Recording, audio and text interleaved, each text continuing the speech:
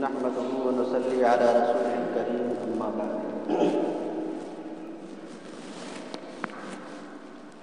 قال الله تعالى في القرآن المجيد أعوذ بالله من الشيطان الرجيم بسم الله الرحمن الرحيم إن الصلاة تنهى عن الفحشاء والمنكر صدق الله العظيم قال النبي صلى الله عليه وسلم الصلاة عماد الدين من أقامها فقد أقام الدين ومن تركها فقد هدم الدين أو كما قال عليه الصلاة والسلام۔ محترم بزرگوں اور دینی بھائیوں،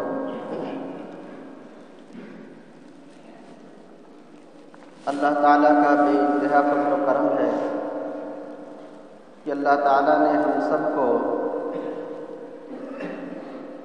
ایمان جیسی عظیم نعمت سے نوازا ہے۔ اللہ تعالیٰ نے جتنی نعمتیں اور جتنے احسانات بندوں پر کیے ہیں ان کا تو شمار نہیں ہے، کوئی گننا چاہے تو گن نہیں سکتا، مگر ان تمام نعمتوں میں سب سے بڑی نعمت ایمان کی نعمت ہے۔ ایمان ایسی قیمتی دولت ہے کہ جب تک مومن اس دنیا میں رہے گا اس دنیا کا نظام چلتا رہے گا، اور جس دن ایمان والا اس دنیا سے رخصت ہو گیا، دنیا میں کوئی مومن نہیں بچا، تو پھر دنیا کا نظام اللہ تعالیٰ درہم برہم کر دیں گے، قیامت قائم ہو جائے گی۔ ایمان کے بعد سب سے پہلی چیز جو ایک مومن پر ایمان لانے کے بعد متوجہ ہوتی ہے وہ نماز کا حکم ہے۔ ارکان اسلام میں ایمان کے بعد سب سے پہلے نماز ہے۔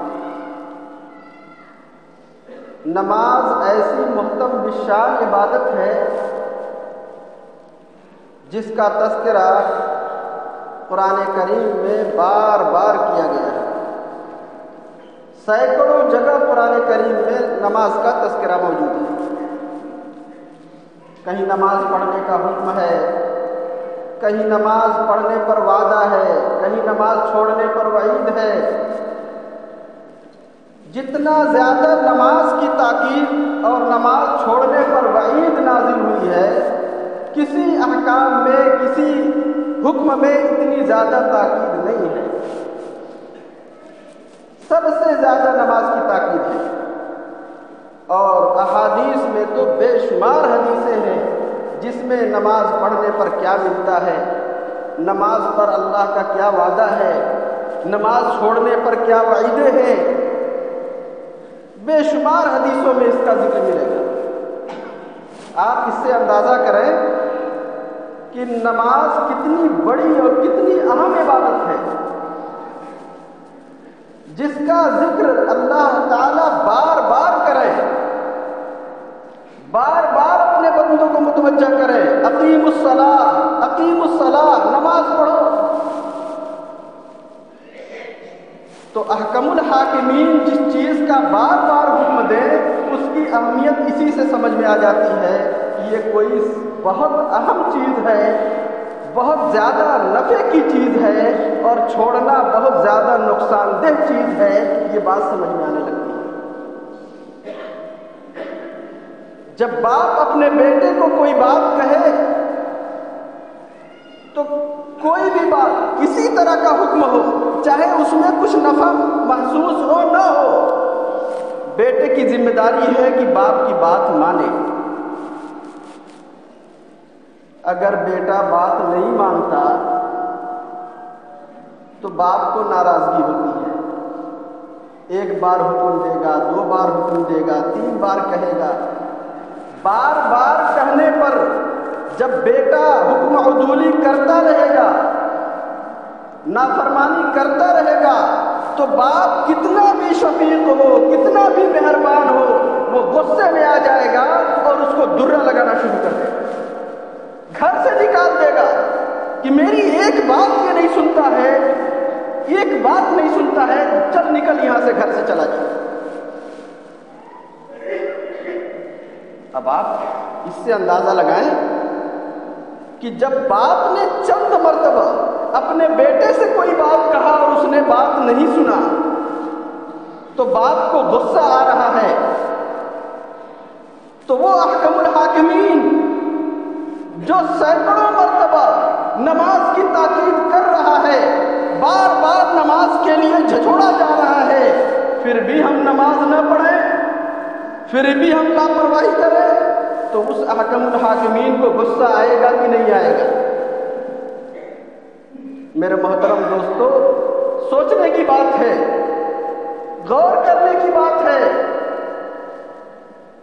آج ہمارے پاس ہر کام کے لیے فرصت ہے، مگر نماز کے لیے فرصت نہیں ہے۔ افسوس ہوتا ہے بلا وجہ کا، فرصت میں آدمی بیٹھا ہے، چوراہے پہ بات کر رہا ہے، دکان پہ کھڑا ہے، بازار میں چل رہا ہے، نماز کا وقت گزر رہا ہے اور کوئی پرواہ نہیں ہے۔ میرے محترم دوستو، کام کتنا بھی مشکل ہو، کتنی بھی الجھن سوار ہو، دل و دماغ اس کام میں لگا ہو، جب نماز کا وقت آ جائے سارے کام کو چھوڑ دیجئے، پہلے نماز پڑھیے، اس کے بعد کام۔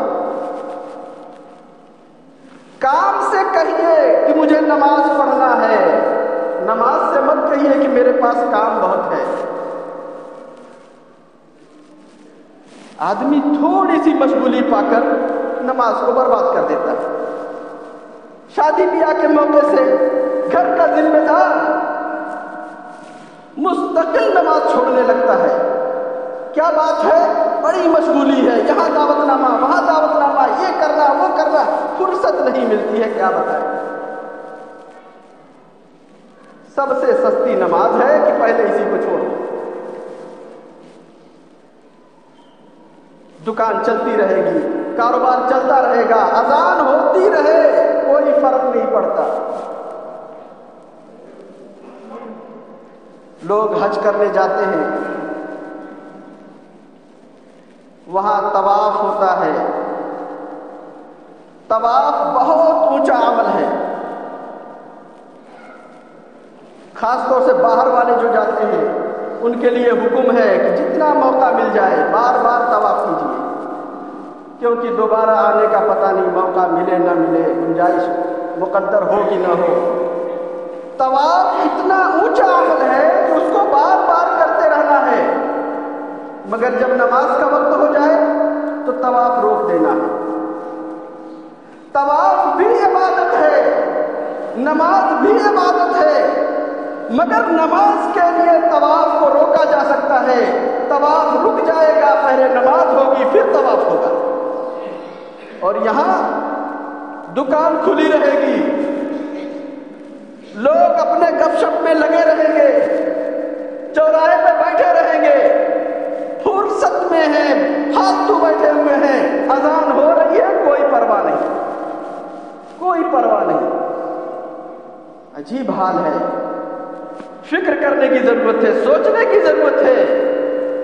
میرے محترم دوستو، نماز ہر حال میں ضروری ہے، پڑھنا ہے، ہر حال میں پڑھنا ہے، بلکہ یوں کہیے کہ نماز ہر مجبوری میں پڑھنا ہے۔ کوئی بھی مجبوری آ جائے، نماز ہر مجبوری میں پڑھنا ہے۔ اگر کھڑے نہیں رہ سکتے، طاقت نہیں کھڑے رہنے کی، مجبور ہیں آپ، بیٹھ کے نماز پڑھیے۔ طاقت نہیں ہے بیٹھے رہنے کی، کمر میں درد ہو رہا ہے، بیٹھے نہیں رہا جا رہا ہے، لیٹ جائیے، لیٹے لیٹے نماز پڑھیے۔ ہلا سکتے ہیں، سر ہلا سکتے ہیں تو سر کے اشارے سے نماز پڑھیے۔ نماز معاف نہیں ہے کسی حالت میں، تو ہر مجبوری میں بھی نماز پڑھنا ہے۔ فرصت تو فرصت چھوڑیے، ہر حال میں چھوڑیے، ہر مجبوری میں بھی نماز پڑھنا ہے۔ نماز سے کہیں چھٹکارا نہیں ہے۔ آپ ناپاک ہیں، ڈاکٹر نے پانی چھونے سے منع کر دیا ہے، پھر بھی نماز پڑھنا ہے۔ تیمم کیجیے۔ آپ کسی جنگل میں ہیں، کسی ایسی جگہ پہنچ گئے جہاں پانی میسر ہی نہیں ہے، پھر بھی نماز پڑھنا ہے۔ تیمم کر کے نماز پڑھیے، مگر نماز چھوڑنے کی کوئی گنجائش کہیں سے بھی نہیں ہے۔ اتنی اہم عبادت ہے نماز کی۔ ذرا سا بخار ہوا، کیا بات ہے نماز میں نہیں آئے، بخار لگا ہوا ہے۔ معمولی معمولی باتوں پہ لوگ نمازیں چھوڑ دیتے ہیں، نمازیں برباد کر دیتے ہیں۔ جناب رسول اللہ صلی اللہ علیہ وسلم اپنی آخری عمر میں بیماری کے ایام میں چلنے کی طاقت نہیں ہے، قدم لڑکھڑا رہے ہیں، بغیر سہارے کے نہیں چل سکتے۔ نماز کا وقت ہوتا ہے، اپنے حجرے مبارک سے نکلتے ہیں، دو آدمیوں کا سہارا لے کر، دو آدمیوں کے کندھے پہ ہاتھ رکھ کر مشکل سے دھیرے دھیرے پیر زمین پر گھسٹ رہا ہے۔ راوی کہتے ہیں کہ آپ کے پیر سے زمین پر نشان پڑ رہے تھے اور آپ دو آدمیوں کے کندھے کا سہارا لے کر کے آپ مسجد میں پہنچے اور آپ نے نماز پڑھی۔ تو وہ آقائے نامدار تاجدار مدینہ جو بخشے بخشائے ہیں، جن کی اگلی پچھلی ساری خطائیں اللہ نے معاف کر دی ہیں، انہیں اتنی فکر ہے، اتنی فکر ہے کہ چلنے کی طاقت نہیں ہے، دو آدمیوں کے سہارے سے مسجد پہنچ کر نماز پڑھ رہے ہیں۔ اور ہمارا حال یہ ہے کہ معمولی کوئی پریشانی آ جائے تو سب سے پہلے نماز چھوڑ جاتی ہے۔ افسوس ہے، افسوس۔ اللہ تعالی ہم سب کو نماز کی سمجھ عطا فرمائے، نماز کی فکر نصیب فرمائے۔ اور آخری وقت ہے جناب رسول اللہ صلی اللہ علیہ وسلم کا، دنیا سے جا رہے ہیں، صحابہ ارد گرد بیٹھے ہیں، لوگوں کی آنکھوں میں آنسو ہیں۔ آپ زبان مبارک سے کچھ ارشاد فرماتے ہیں، نقاہت اور کمزوری کی وجہ سے آواز نہیں نکل رہی ہے، کان لگا کے سنا جا رہا ہے کہ آخری وقت میں آپ کیا ارشاد فرماتے ہیں۔ ارشاد ہوتا ہے الصلاۃ الصلاۃ وما ملکت ایمانکم۔ بالکل آخری الفاظ ہیں آپ کے، دنیا سے جاتے جاتے آپ نے جو نصیحت اور وصیت فرمائی ہے وہ نماز کی وصیت ہے اور اپنے ماتحتوں کے حقوق کو ادا کرنے کی وصیت ہے۔ آپ اس سے اندازہ فرمائیں، اگر باپ دنیا سے جا رہا ہو، ماں دنیا سے جا رہی ہو اور اپنی آہستہ آواز میں بیٹے کے کان میں کچھ وصیت کرے، کوئی اچھی بات بتائے، تو بیٹا اس وصیت کو اپنے دانتوں سے پکڑ لے گا کہ اس کو ہمیں کرنا ہے، اس لیے کہ ماں نے مرتے وقت یہ ہم سے کہا ہے، باپ نے مرتے وقت ہم سے یہ کہا ہے، ہم اس میں ذرا سا بھی تخلف نہیں کر سکتے۔ ایسا لوگوں کو یہ احساس ہوتا ہے۔ اب آپ بتائیں کہ وہ آقائے نامدار جو ہماری آل اولاد سے بہتر، ہماری آل اولاد سے زیادہ قیمتی، ہماری جان سے بھی زیادہ وہ قیمتی ہیں، ان کا یہ فرمان آخری فرمان ہے الصلاۃ الصلاۃ۔ اب کس بنیاد پر ہم نماز چھوڑیں گے؟ افسوس ہوتا ہے جب نماز چھوٹتی ہے۔ اللہ تعالی ہم سب کو نماز کے اہتمام کی توفیق عطا فرمائے۔ وما علینا الا البلاغ۔